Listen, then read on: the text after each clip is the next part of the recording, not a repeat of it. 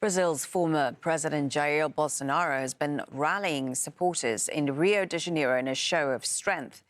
In just over a week, Brazil's Supreme Court will decide whether there's enough evidence to try Bolsonaro for allegedly masterminding an attempted coup in January of 2023. That's when his supporters stormed the presidential palace, Congress and Supreme Court in the capital, Brasilia, after he lost the election. Monica Yanakiv has the story.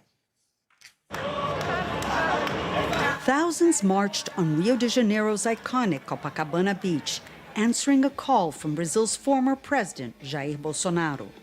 The protest came just 9 days before the Supreme Court begins evaluating charges against Bolsonaro, which could land him in prison. He's accused of attempting a coup after losing the 2022 election to President Luiz Inácio Lula da Silva.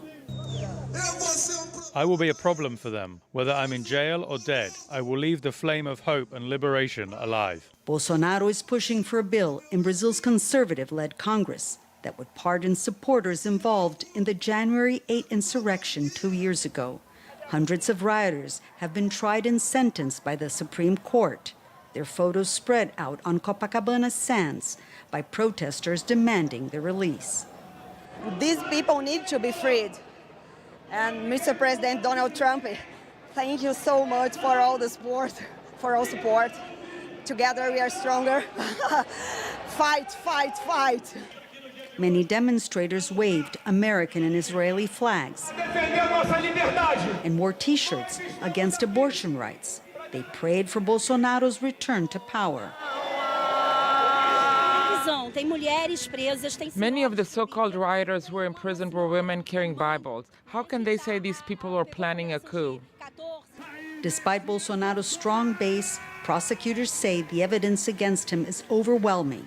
Most analysts agree he faces a serious risk of imprisonment.